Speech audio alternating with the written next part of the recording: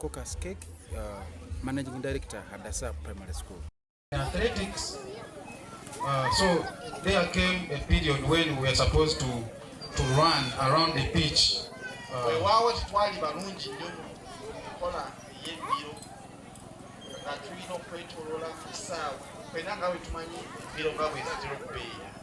So those who were there, we went and showed and we supported Hadassa at Dangama. Was it Isaac? Yeah, Isaac. Isaac was good in athletics, so we had all our hopes in him. Isaac.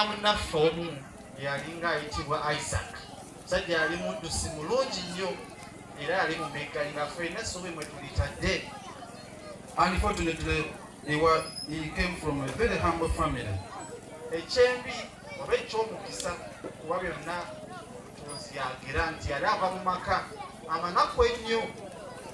Meaning that he didn't have what to put on. Like if, he put on his father's trouser.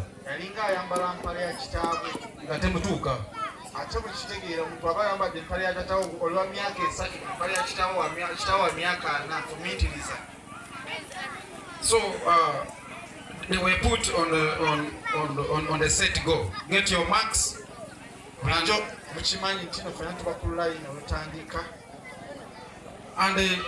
the person announced, get your marks, set, go. But we lost our dignity because we ran naked.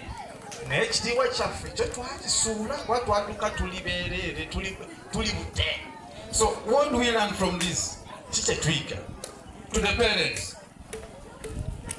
we need to focus on certain things in order to achieve certain things.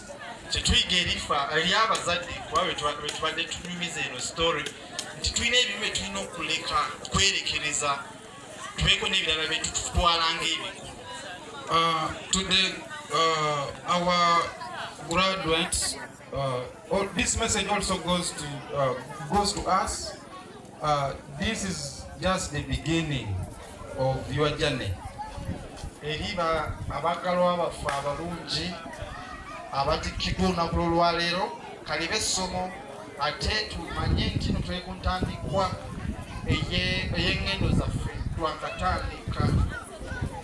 Next year, to bring in other kids or continue talking good about Hadassa, we need to have more kids at Hadassa because we have the capacity to facilitate 500 kids, but right now we only have 284. In 2 elections, and I call upon all of us to be so vigilant. Voting. We need people to represent us in different offices who have the ability.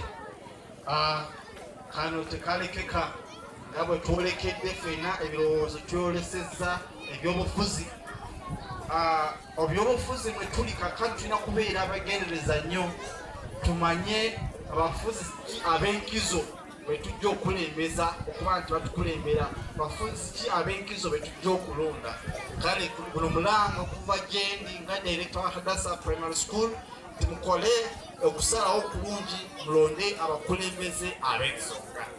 Leero tubadde ne graduation ey'abaana aba nasale nga bagenda mu primary 1. Omukolo gubadde mulungi, tubadde n'enjogera era nga emulaba kati saawa yakulya nange omukolo gukyagenda mu maaso.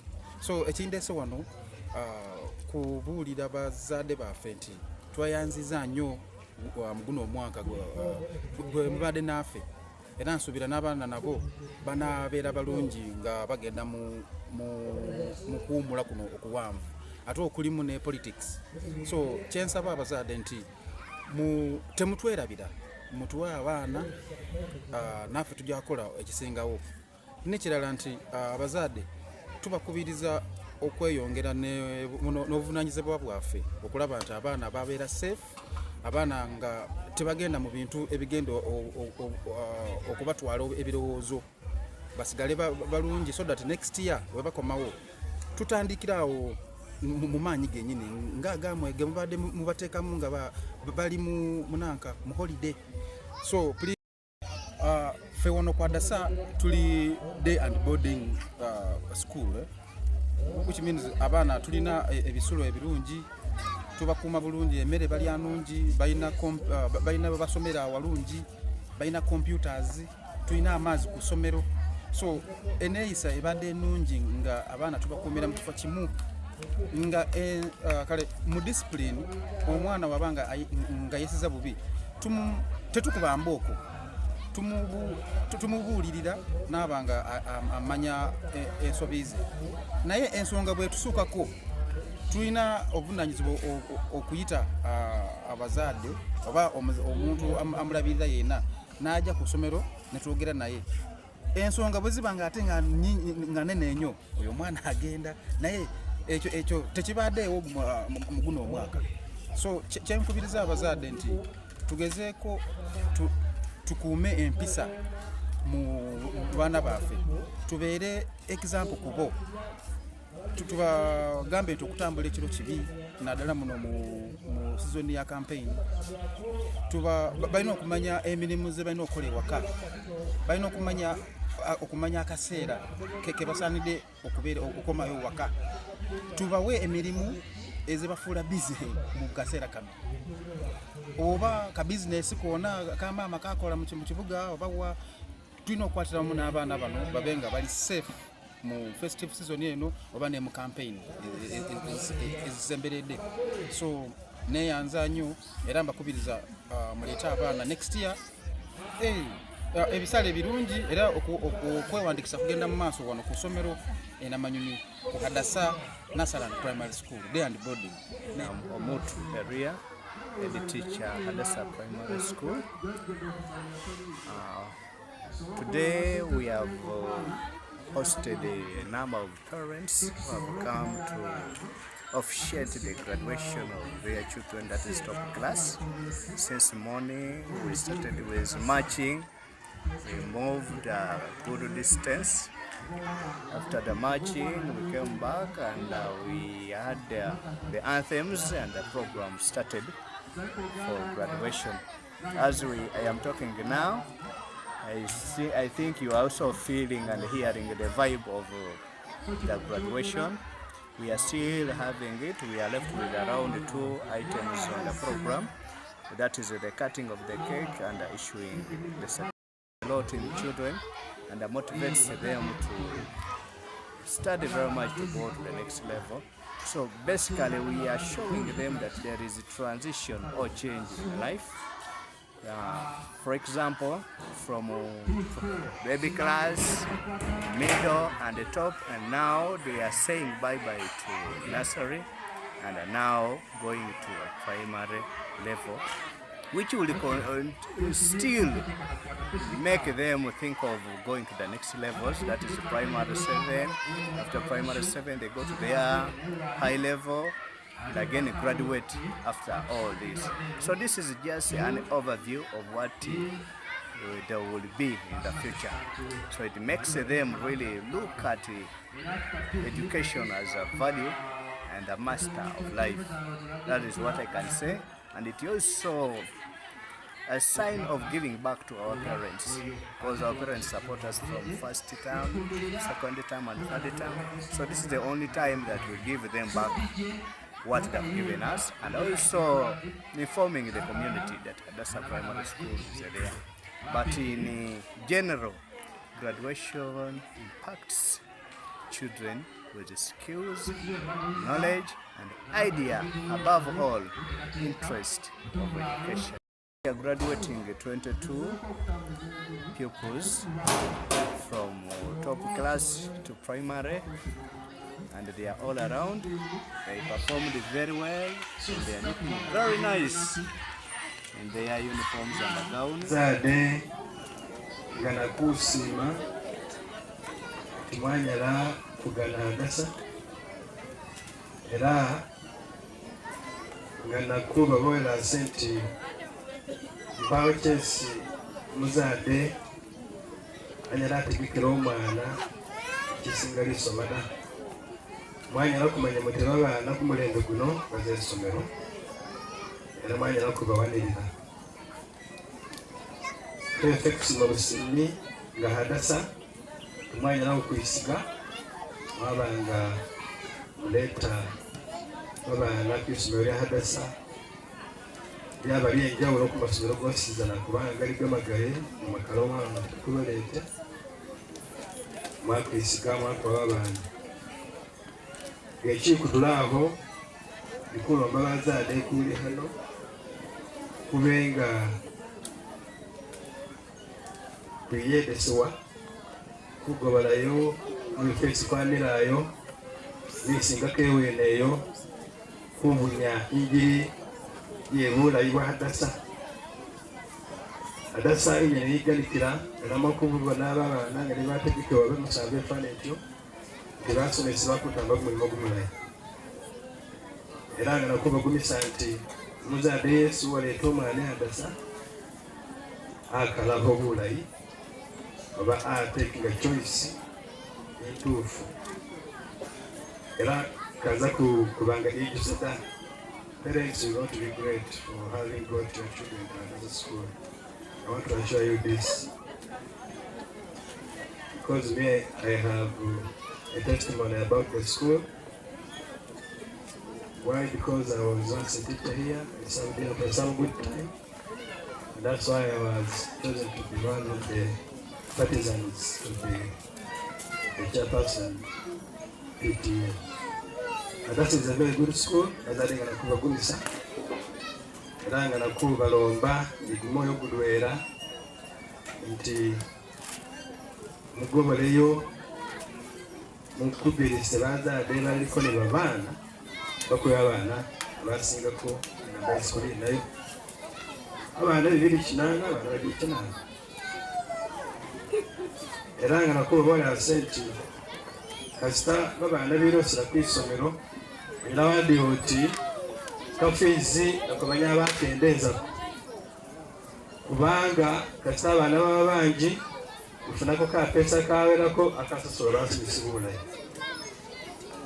yamanyisa nti basomesa n'osobola bulayi banatambayo ebirimo bulayi kubanga sosi ye basomesi nga fees yono kwesi kusosola bana basomesa nga gyesala gya so ng'abaana babeera bagyeke kumesa nti management nikala PTA nikala administration y'isomero yikale yiyongeze bisalira school fees tamesa nti gene kuminizwe nga basali kuba nti kuroizinga kama pesa ganyala kubanga galinda banana basomesi nibatandika y'isomero ade